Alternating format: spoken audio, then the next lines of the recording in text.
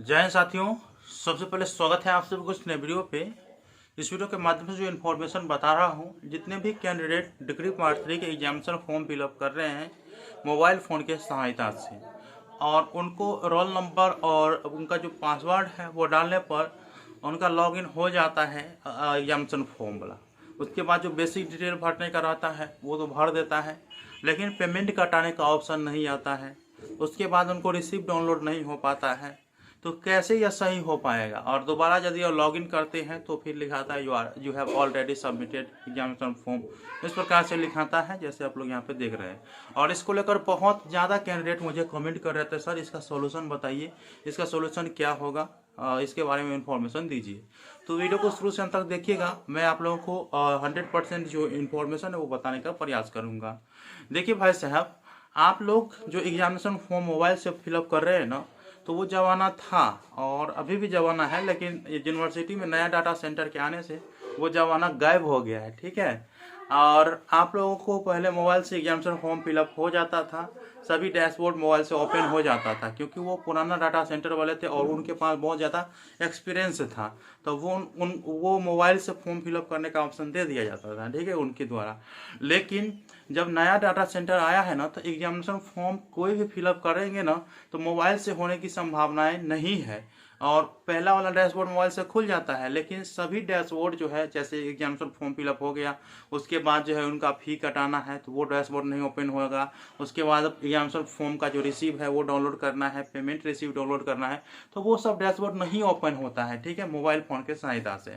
तो आप लोगों को बता दूं कि जो भी कैंडिडेट मोबाइल फ़ोन के सहायता से एग्जामिनेशन फॉर्म फिलअप किए, बेसिक डिटेल भर लिए हैं, और आप लोगों को अब लिखा रहा है you have already submitted examination form, इस प्रकार के दिखा रहा है, तो आप लोग यह नहीं समझिए कि मेरा पेमेंट नहीं कटा है तो एग्जामिनेशन फॉर्म पे कैसे फिलअप हो गया। मैं आप लोगों का एग्जामिनेशन फॉर्म फिलअप नहीं हुआ है। आप लोग अपने नज़दीकी साइबर कैफे पे, या आपके पास लैपटॉप होंगे या डेस्कटॉप होंगे, तो उससे आप लोग लॉगिन करके और अपना एग्जामिनेशन फॉर्म फिलअप कर सकते हैं डैशबोर्ड ओपन करके। और लैपटॉप से ही होगा और कंप्यूटर से होगा। मोबाइल फ़ोन से मैंने प्रयास किया है बहुत सारे एप्लीकेशन को डाउनलोड करके, लेकिन मोबाइल फ़ोन से डैशबोर्ड ओपन नहीं हो पाता है, जैसे पेमेंट कटाइएगा वो सब, ठीक है। तो आप लोगों को ये वाला जो वीडियो दे रहा हूँ ना, नीचे में डिस्क्रिप्शन बॉक्स में लिंक दिया हूँ एग्जामिनेशन फॉर्म फिलअप कैसे करना है, तो ये आप ट्राई करिएगा डेस्कटॉप या आप लोग लैपटॉप से ट्राई करिएगा, और नहीं तो नज़दीकी साइबर कैफ में जा करके अपना एग्जामिनेशन फॉर्म फिलअप कर लीजिएगा। और ये जो आप लोगों को शो हो रहा होगा ना, you have already submitted examination form, तो इससे आप लोगों को घबराना नहीं है। आप लोगों को एग्जामिनेशन फॉर्म नज़दीकी साइबर कैफ पे जाएगा, ये कोई इशू नहीं है, ठीक है।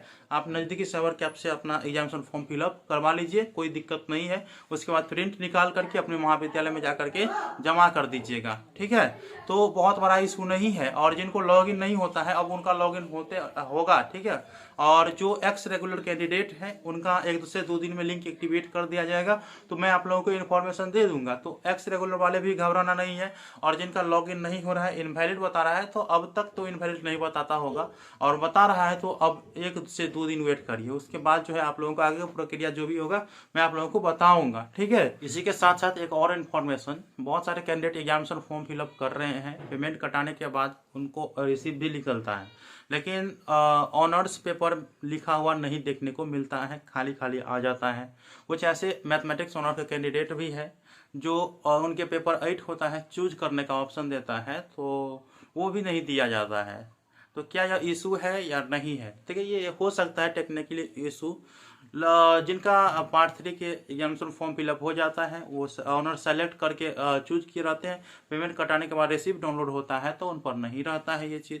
तो उनको भी घबराना नहीं है। देखिए, जब तक आप ऑनर सेलेक्ट नहीं करिएगा ना, तब तक आगे का इन्फॉर्मेशन सबमिट नहीं होगा, और जब सबमिट नहीं होगा तो वो आप पेमेंट कैसे कटा पाएंगे? जब सबमिट हुआ होगा तब ना आप पेमेंट कटाए हैं। तो हो गया है आप लोगों के, अगर प्रिंट पे नहीं दिख रहा है तो घबराना नहीं है, आप लोगों के एडमिट कार्ड आ जाएंगे जो भी आप चूज किए होंगे, ठीक है। तो ये चीज़ आप लोगों को थोड़ा समझ करके चलना है।